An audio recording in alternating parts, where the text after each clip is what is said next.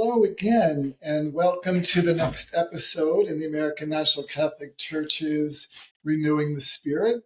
Today, I asked Father Mark DiStefano if he might join us for a discussion on the significance of this, what is in the preface of the Mass, tells us is this joyous season of Lent. It seems almost like an oxymoron for many of us grew up with the emphasis on penance and sacrifice and giving up candy. But I wanted Father Mark perhaps to join me in this discussion so that we might talk a little bit about what are the goals of our Lenten journey. Father Mark DiStefano joined the American National Catholic Church, comes to us from the Society of Jesus, is a academician for most of his career, is a polyglot, a linguist, right? And has brought to the American National Catholic Church all of his skills and talents. He is our vicar for the Spanish apostolate, as he's fluent in Spanish and English, so that's a great help to us.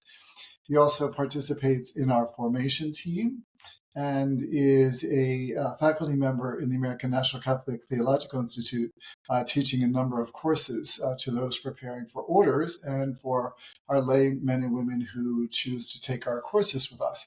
So having said that, I'm going to turn it over to Father Mark, and perhaps he can introduce himself in terms of how he found the ANCC.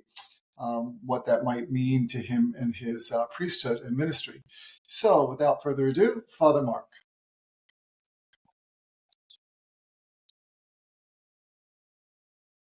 Great blessing in my life.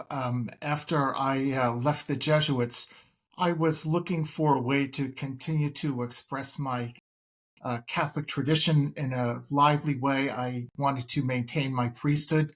And actually, through meeting Father Paul Guglia, through another friend, another person at St. Peter's, I met Father Paul Guglia, who was at that time, fortunately, in charge of vocations.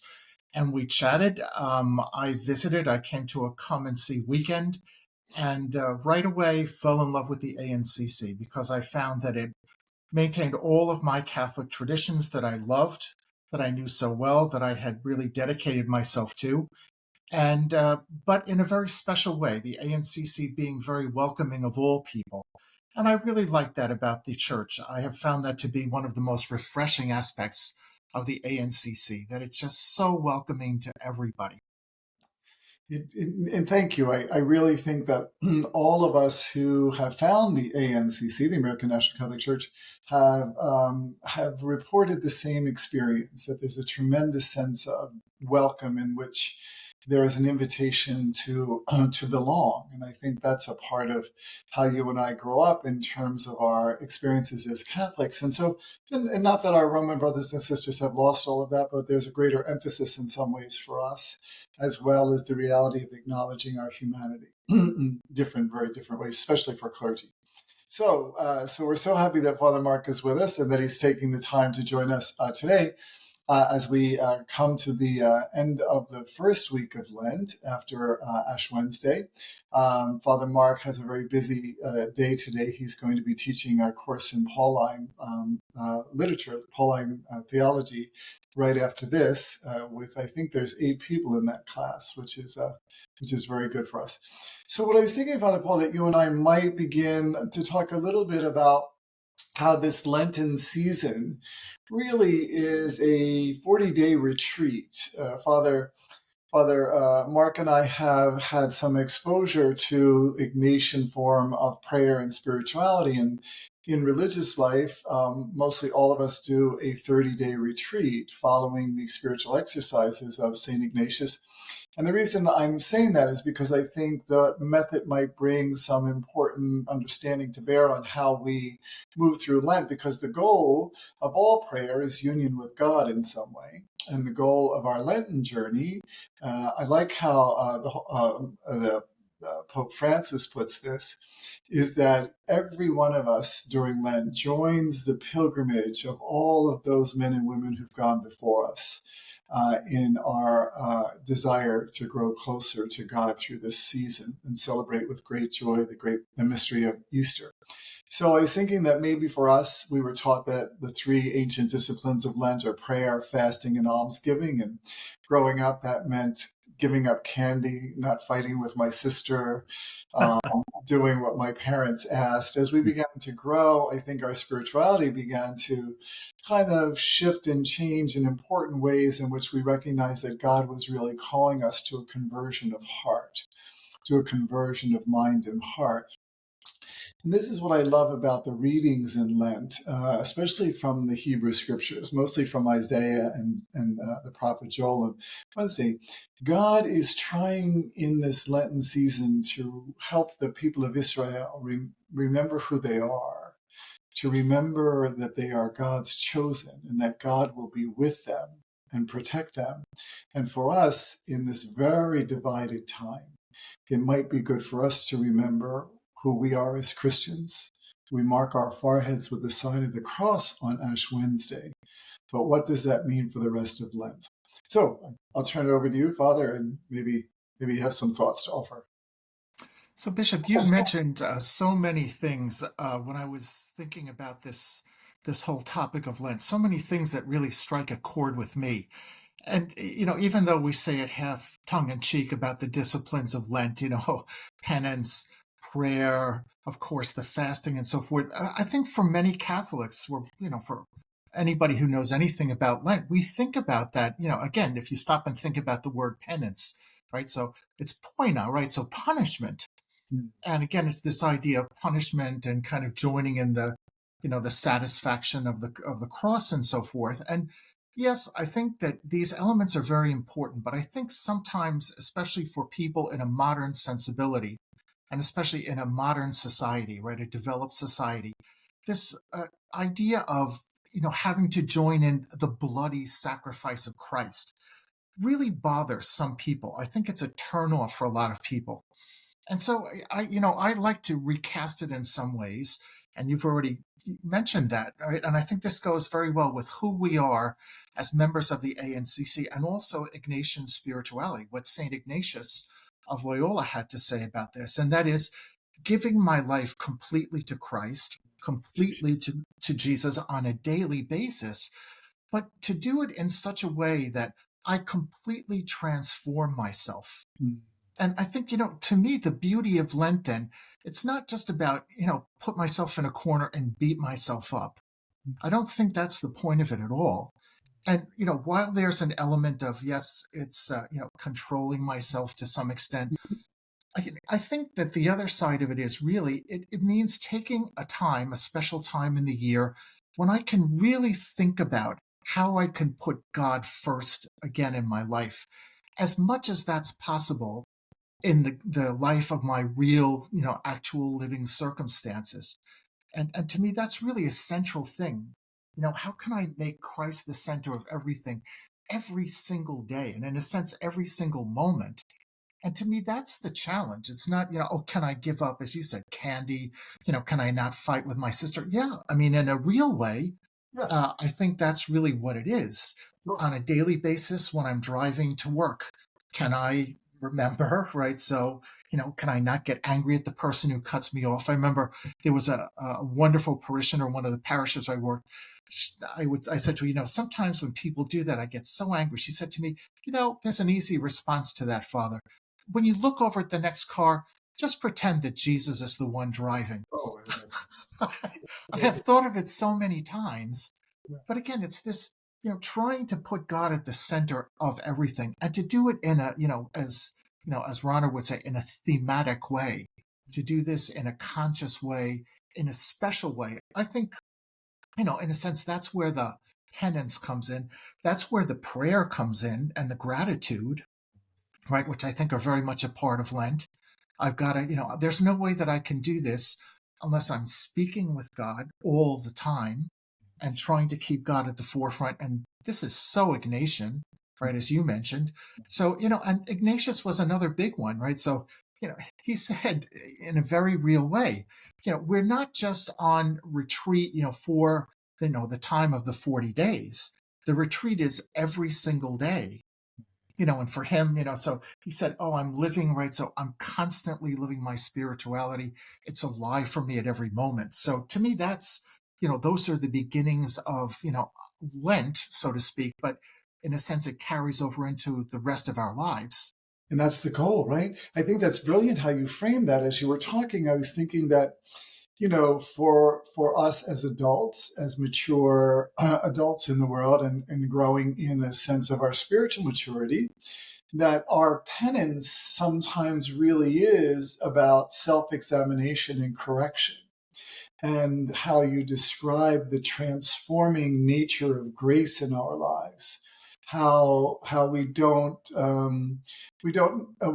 necessarily reject the theology of the cross in the way that we have learned that was Christ's all-embracing love for us, and that he went so willingly, and that as you and I, maybe in the history of Catholic spirituality, there were different moments in that history in which the more physical aspects of that sacrifice were highlighted. And then as we grow and as society begins to look at that particular act, it really is about how does our participation in our own suffering, which is just natural without inviting any more, reflect our willingness to correct our own faults. And I was laughing because after last night we had First Friday, and we had adoration and benediction along with Stations of the Cross. And afterwards I went to confession, and then I was driving home, and it was only about 10 minutes, and I'm screaming like a lunatic about people who were, and I thought, well, so much for character corrections. But yes, Father Mark, I just think, and Father Mark and I have the benefit of the exposure to Ignatian form of prayer, but I'm a Franciscan, and so Francis invites us during Lent to really contemplate the cross, not just in terms of the physical and the ignominious way that Christ died for us, but in the fullness of the embrace of the cross. Behind me is the San Damiano cross, which is, as you know, for Franciscans, so meaningful in terms of Christ speaking to Francis from that. But if we look at the breadth of Jesus's arms, it's all inclusive, and so Francis sees in Christ's birth, death, suffering, and resurrection a way that draws all creation to God, every aspect of creation to God. And so this frame, I really appreciate the frame that you put on this in terms of our prayer, almsgiving, and penance is about self-transformation. It is about moving through Lent in a way that allows us to continue this after Lent, right? And to really change our hearts and our minds. Yeah. Yeah. I'd like to return to that idea of, the kind of the bloody sacrifice too. Why I think, for most of us, we're not going to be confronted with the reality of martyrdom. Mhm. And so I think, people in a modern context oftentimes will push that to the side and say, "Oh, that's not the reality of my life," and so forth. Agreed. So I mean, I'm actually going to take it up, even though, I was raised in the Ignatian tradition very much. But one of my favorite, theologians actually is Duns Scotus, Yes, right? And yes. I think about him. He said, would Christ have come even if there were no need for the cross? And Scotus says very clearly, absolutely, Christ would have come for love, for love. And to me, of course, we all know this. That is the meaning behind the cross, in a sense, that Jesus is willing to give up everything for the sake of love. And to me, that is the real challenge. If I can't even control myself on the road for a few moments, how, again, for me to make this into a practical spirituality, I need to say at every moment, and you mentioned it even in the political circumstances, how can I be loving the way Christ was loving in every moment, for every immigrant, for Yes. every person who looks different than I am, for every person who has a different nationality, a different language, a different sexuality, maybe even a different state of life, which I think, again, I want to pull this back to the origins of the ANCC and so forth. A church that invites everybody, no matter what. And we've all been knocked around in life. And that's, I think, where the ANCC comes in and says, we're going to take you no matter where you are. And again, we're going to take you. You're going to be accepted and welcomed Yeah. if you are willing to come to us. We're going to try to mirror that love of Christ in a Yes. very special healing way. Yes. And the idea that Bonaventure and Duns Scotus uh, don't necessarily contradict Augustine's notion of atonement, Yeah. but add to it that God was so compelled by his love for us that he wanted to be one with us, and so he sent his Son to participate fully in the human experience. That his love compelled him. It's interesting to think that God is compelled by his love for us, but it is, and that's the goal of Lent: is to realize how much God really does love us, right? And I often quote Oscar Wilde, who, when he saw the Catholic Church, he said, "Here comes everybody," right? And so I was thinking about, the early, because yesterday was the feast of St. Perpetua and Felicity, two young women. Perpetua was 21 years old. She had just given birth. She was nursing her child. Felicity was pregnant. And they were so transformed by their encounter with Jesus Christ that they did go to the Colosseum and were martyred. And then after the persecutions, there was something that we called the white martyrdom, the fugamundi, people fleeing the world. And even in this day and age, you and I might not be called to physical martyrdom, but we are really called sometimes to denial of self in a way that recognizes the needs of the other in our life, as Martin Buber might say, right? In the I and thou.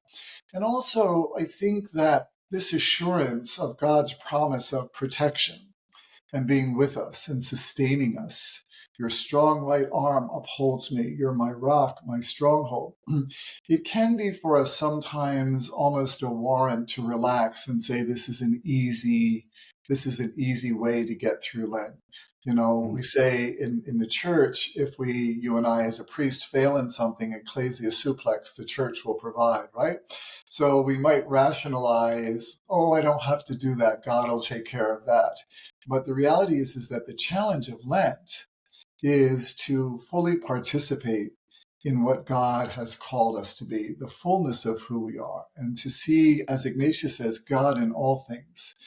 And I like this. I like the frame of how Lent is really, honestly, I think it is the transforming of relationships, right? It is in its essence, a growing relationship with the person of Jesus Christ. But not only that, then how does that impact my relationship with everyone else? And I think you've circled right in on it, at least in my estimation, the way I see, Christ's mission too.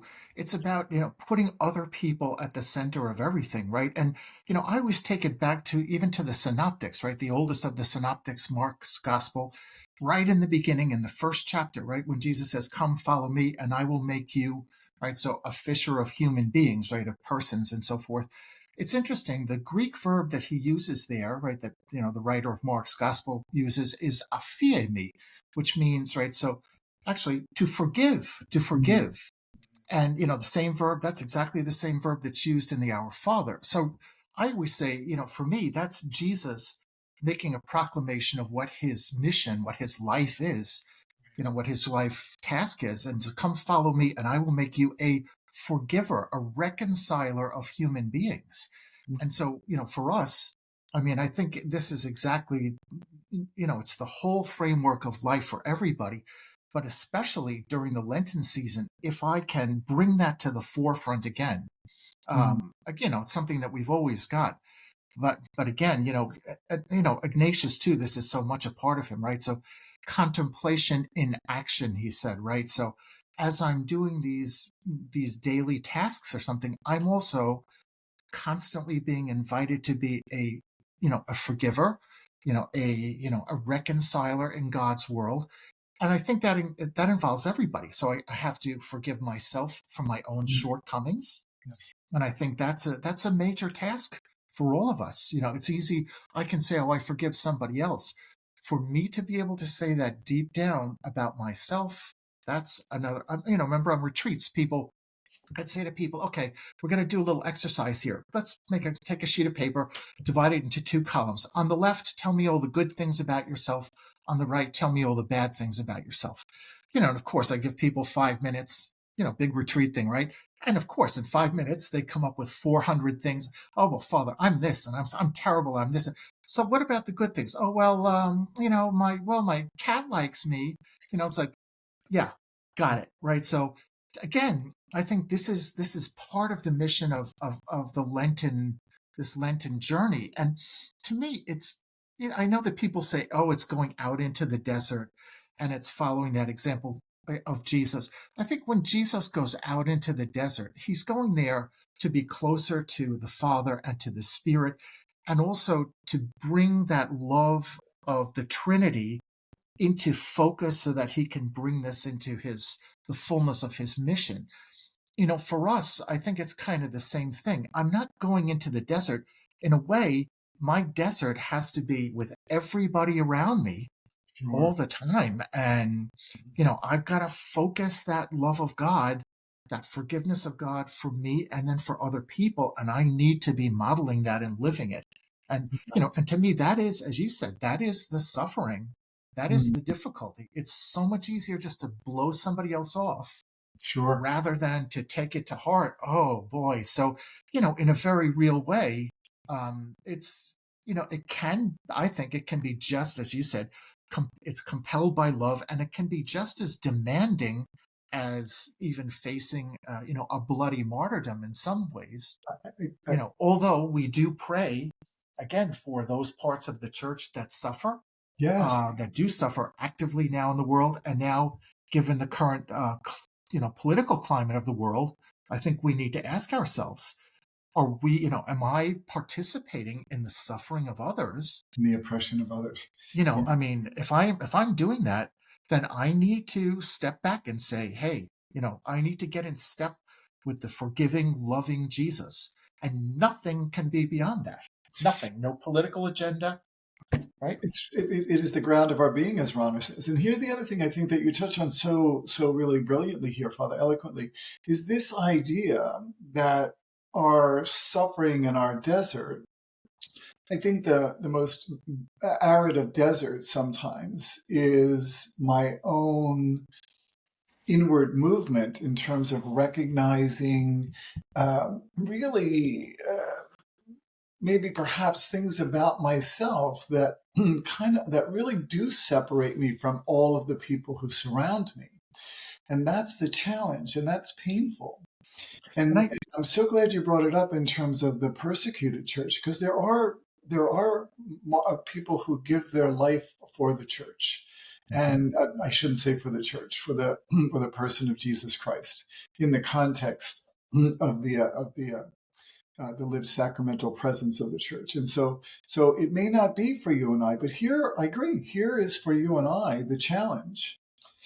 If we mark ourselves with the sign of the cross on Ash Wednesday, and then we wash it off in the evening, and on Thursday we pick up our life without any changes, we kind of continue to participate in unjust systems, or we continue to support oppressive policies, or we join those who will marginalize even further those who are already on the fringes and the edges, rather than to welcome the stranger, to give drink to the thirsty, to feed the hungry and clothe the naked, without judgment, simply moved by love. We may be ridiculed. We may actually be attacked. We really may be accused of things that perhaps are not even in our experience. And so our martyrdom might really come not unlike Bonhoeffer in terms of really standing up to a system that seeks to dominate and oppress rather than to give fullness of life. And you said before too, and I think it's so central. Confession. Yeah. I think honestly, I love confession, verbal confession, not just communal confession. I think it's a really beautiful, wonderful sacrament. And so to me, it's so central to the Lenten experience, especially to be able to come to that moment when I can admit to myself and to other people aloud. Again, Ronner's thing of thematizing, to admit aloud, and then to get the response of someone else. And again, I think this is where it's so important for us as priests. It's not for me as the priest to be sitting there screaming at the person, you shouldn't have done this and this and this and this. It's not at all. Just the opposite. It's the sympathetic, loving voice of Christ that I'm supposed to be representing as the priest, to be encouraging and to try to help the person slowly to work through those individual difficulties that are constantly going to come up. And again, let's face it, I don't think for most of us, we're not going to get rid of these things in our lives completely, right? Most of us, our sins are going to come back to visit us, so to speak, or us to revisit them. That's okay. I mean, Ignatius used to say that, get up, stand up. So, sacate el polvo, right? So, brush yourself off and get on with it. Get on with life. Never mind, shove myself in a corner, beat myself down. Oh, I can't do this. Oh, I'm so bad. I'm such a horrible person. That is not helping you or Jesus or the church community, the loving community of Jesus, or the world, which is so much even beyond all of that. Get up and do something positive. Accept the love of God that forgives you, right? That forgives me. To me, that's what Lent is all about. It's this kind of restoking of that fire, that kindling inside of Yes. me. Oh, I love that. And it's so true what you say about forgiveness. I like that when you and I grew up, certainly it was called confession. Now the church has named that reconciliation. And I think that's the emphasis, right? It isn't for us necessarily to reconcile ourselves with God, because that act on Calvary was once and for all. We can't add or detract Yes. from it. However, the sacrament does allow us to reconcile ourselves with ourselves and then with others. And what you're saying, maybe the one of the goals of Lent for us is to begin to see ourselves the way that God sees us, to begin to see ourselves and others with the eyes of love that God sees us with, and to forgive ourselves. It really is the hardest. I often tell my clients that you can't give what you don't have. And so, in terms of wanting to forgive, perhaps maybe that begins with understanding whatever your role was or whatever, right? And that's I have a dear friend in Philadelphia who's very, very secular, but tremendously ethical. And she says to me all of the time, forgive everyone for everything all the time. And I'm like, boy, isn't if we did that, we'd be much happier. We'd be much happier. This is this reframing of the Lent, hopefully for our listeners, might invite them to a more genuine Lenten experience, and to follow Christ into the desert, Moses for 40 years, Isaiah on the way to Horeb, all of these narratives of our spirituality speak about taking time apart so that we might return.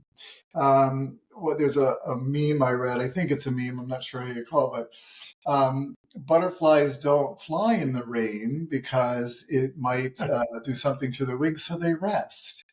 And maybe this 40 days is a period of rest in terms of which we might encounter ourselves in the desert, and not solely for ourselves, but to bring those gifts again to the church. When I was in the novitiate, one of the friars lived with us, and we have a very developed notion of the vow of poverty. Francis talks about Lady Poverty. He sings in a medieval way about Lady Poverty. And I remember one of our older friars commenting that one of the brothers in the house, the way that he understood his vow of poverty would be to drink soured milk. And then the older friar said, and then we're in the emergency room having his stomach pumped. And he missed the forest for the trees because the cost of the emergency room was greater than getting a new gallon of milk. And I always remember that. And by the way, the brother who drank the milk was earnest and sincere, and God was in that, absolutely. But perhaps the season of Lent, we can use some critical thinking relative to our experience with Jesus Christ, and to think about the person of Jesus Christ. I think we tend to have a very or I tend sometimes to see only Christ in his divine nature, and not his human nature. And so the mystery of the incarnation is to recognize that Christ came and assumed everything that we are. And as Irenaeus of Lyons said, that because he assumed all of us, all of us can be redeemed. And I think that's an important aspect of Lent, is to find self-forgiveness, not in a way that pats ourselves on the back and excuses us. Because I do think in my particular order, we had a chapter of faults, Mhm. and that was a public proclamation of where Sure. we had failed in the rule. I think it was designed to bring us again into deeper relationships in the community, but also to recognize that when we think we are following the rule perfectly, we fail sometimes. And we do need some people to say, hey, like that was really terrible, or and to hear that and listen to that and think critically about that. One of the things that I remember in seminary, one of our classmates gave a homily, and do you remember those bracelets, WWJD, what would Jesus do? And I love that question for myself now, because what would Jesus do, right? And if you stop and think, too, even at the end when we give absolution, remember that the church's theology, unless the person chooses to accept that forgiveness, Mm. it's not effective. Now, I've had people kind of go crazy about that, people with scruples. But again, it depends on me, the sin that cannot be forgiven. I always say, in a dramatic way, it's not giving God the finger. Oh, that's, hey, no problem. The sin that cannot be forgiven is I will not let God Mm. forgive me because I think that I'm not worth it. And then that's in a sense, it's kind of denying everything that God and Jesus are all about. And so I think it's really important. Spiritual direction, as I Yeah. say, the sacrament of reconciliation, confession, the participation in a community. It makes it a broader thing. It's not my relationship with Christ, me and you and I, that kind of, Buber's thing, right? So I and thou. Yes, but as Buber says, it's so much more than that. It's I Oh, and thou, but it's in the community. sure. It's in So I mean, I community. feel like Lent is really that too. Take, yes, look at myself and try to forgive myself in the way and love myself the way that God does, so that I can be effective and forgiving and loving to the whole community. Um, Absolutely, absolutely, Father Mark. And as you're talking, I'm understanding that if we can, maybe for a moment reframe Lent in the way that we're talking about it, in particular it also reframes the sacraments of the church in understanding the life-giving nature of the graces that they offer us all of the time. And so Lent is not a participation in something that's obligatory, but rather something that is inviting. So when, for us, the supreme prayer of the church is the Eucharist, right? It is a God who gives himself to us in love. The sacrament of reconciliation. I know many of our Protestant brothers and sisters don't quite understand what that what the need is for that. And the need for that is not so much that God needs to hear it or the priest needs to hear it, but I need to hear it. And then what the invitation from the priest to forgive yourself is astounding. There's a principle in Catholic theology known as differentiation of consciousness. So what is ever true for a believing community will evidence itself as true in subsequent communities, but not in an anachronistic way. And so you and I, around the same age, we grew up with the God transcendent, right? And the God in the monstrance. And then Vatican II came, which were pretty much dedicated to those reforms. And all of a sudden, it was the God in our midst. It was the God present to us. It was the God who calls us into community. And in the documents of Vatican Council II, it actually says that the first presence of Christ in our midst is the people gathered in prayer. And so, this idea that Lent might be an invitation for us to remove the burden of obligation and begin to see a movement towards relationship that is compelled by love. Yeah, and a real meditation of, as you said, of the value of all of the sacraments. to Mhm. revisit what did it mean for me to be baptized, even as a child. What did that mean for me to be baptized into that mystery of, the death of Jesus, but Jesus who's going to, right, who's been risen, who's going to come back again. As you said, the Eucharist, so many, they have these polls out, even Catholics that don't believe in the real presence. Well, maybe it's because we don't spend enough time thinking about that, and especially sitting with Jesus and spending time to try to make him the center. Maybe that will bring it more into focus, especially in a community setting, right? This anamnesis, all of us praying together, that power of community prayer that brings, the Eucharist to life, so to speak. So I think it's really important for me to be a part of this. And that's what I love about the ANCC too.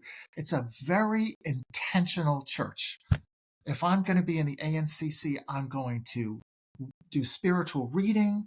I am going to participate in the sacraments. I'm going to be expected to voice opinions, to share in the conversation. And I think that's right. So that's so Ignatian, right? It's also very Franciscan, right?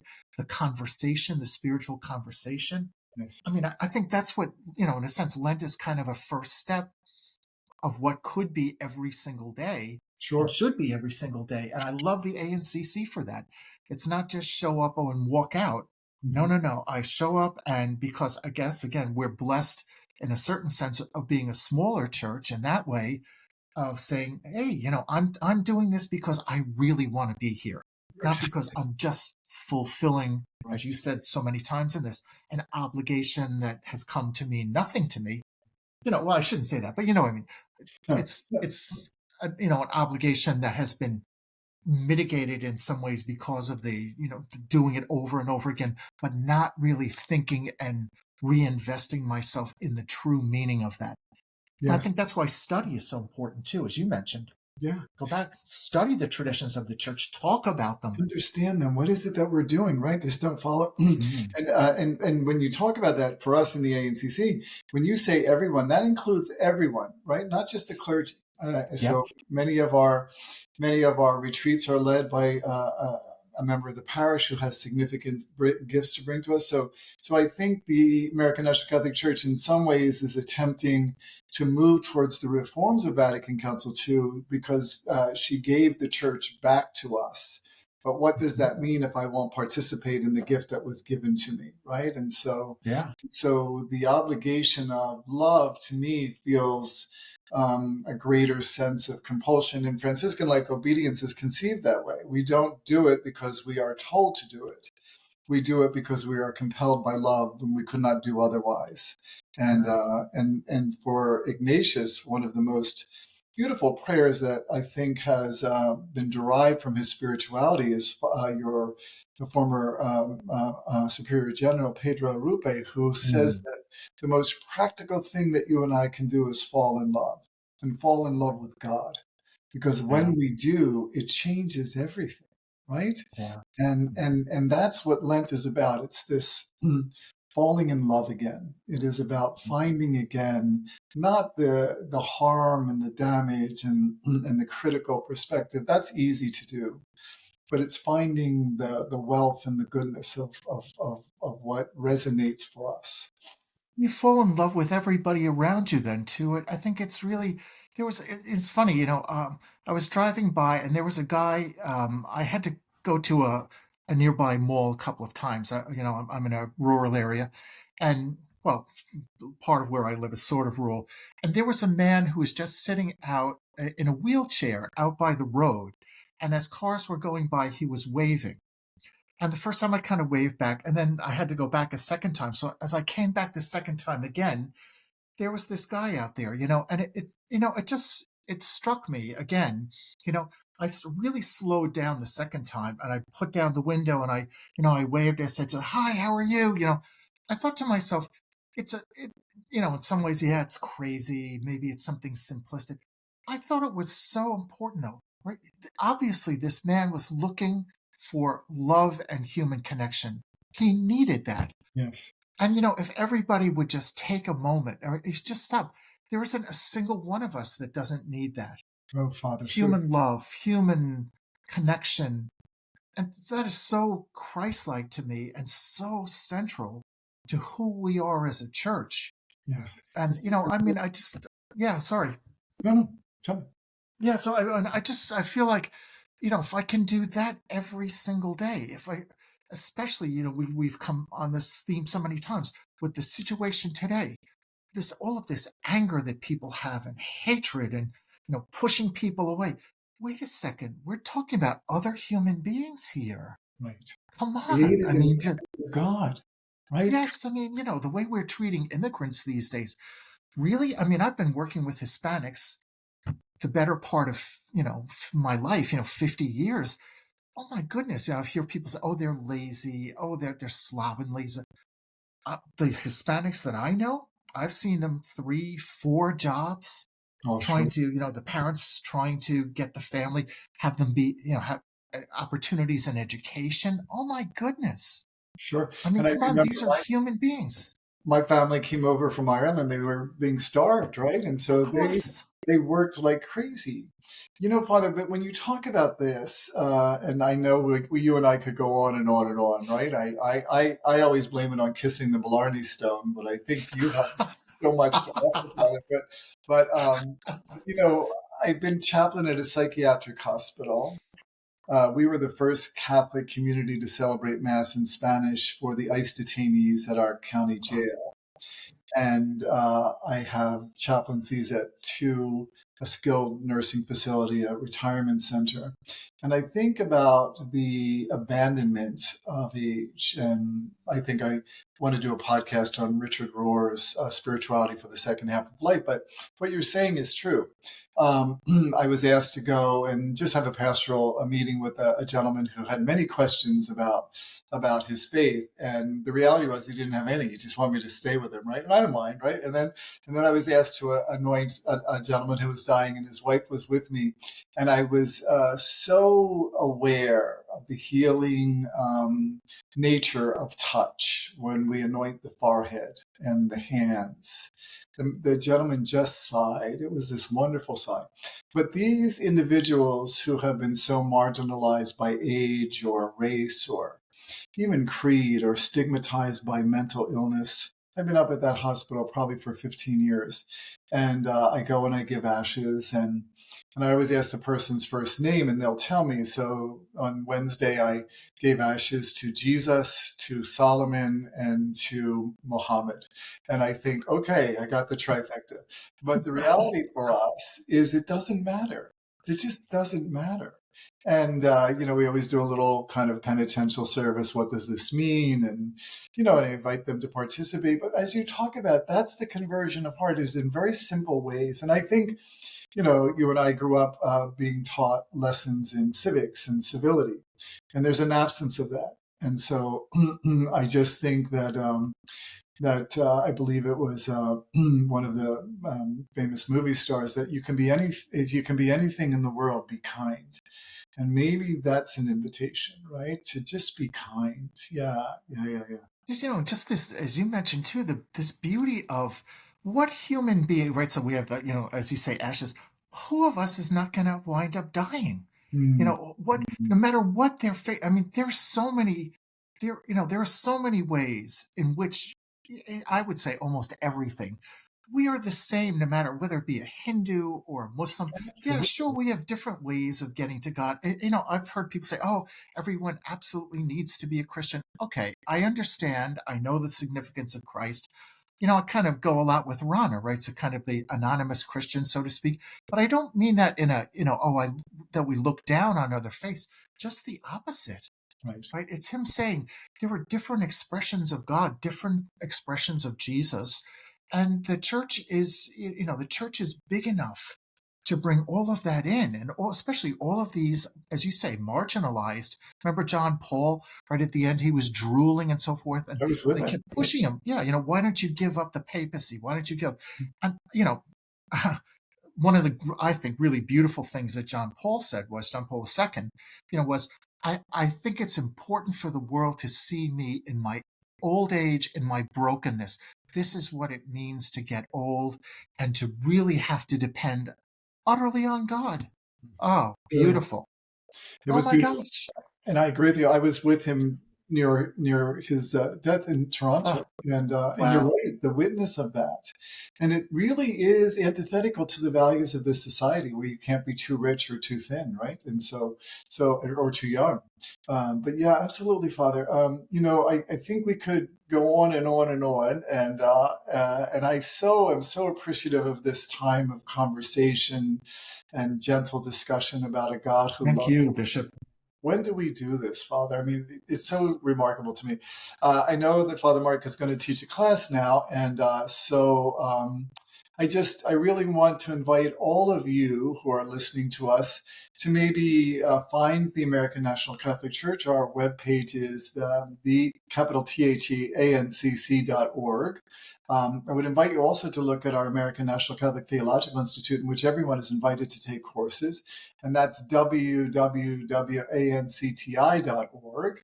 I would invite you. Father Mark is also a co-pastor at St. John the 23rd in Philadelphia, and I happen to be pastor at St. Francis of Assisi in Glenridge, and as well as the presiding bishop. So I just would invite you to please participate us. We have 14 parishes throughout the country. We obviously don't have them for everyone everywhere, but if you're interested and you want to begin a parish, for us, that planting model starts with the people of God. And then we move from there. Because we are so Eucharistically centered, it is essential for us to have someone who can confect the Eucharist for us, and for that, as Catholics, that's a priest. But anyway, I just invite you all and to participate with us. And we're on iHeart, Spotify, Substack. So I try to get the same name, but if you look for the American National Catholic Church Renewing the Spirit, and on Substack, I think maybe it's Bishop George Lucy, but in any case, please find us and join us. But again, thank you so much, Father Mark. And I think maybe in this Lenten season, to conclude this particular podcast, maybe we can just say an act of contrition as a way that acknowledges our desire to move in the transforming graces of this amazing season full of life and light for us. So, oh my God, I am I heartily am heartily sorry sorry for having having offended offended thee, because and I I do dread just the loss of heaven benefits of heaven and the and the pains of pains of hell, hell, but most of all all because they because they offend you, my offend thee, God, my God, who are who all art all good and deserving of all. deserving of all of my love. I firmly I resolve firmly resolve, with the to help help of thy grace, to to confess sin no my more, sins, to to do my avoid any occasions and of to sin. end my life. Amen. So Father Mark and I different versions regionally, right? But it was all this act of sorrow for our faults and a desire for reconciliation and restitution. Father Mark, thank you so much, and God bless. We'll Thank see you, you. Bishop. Thank you for having me. Thank Bye, you. everybody. Bye bye.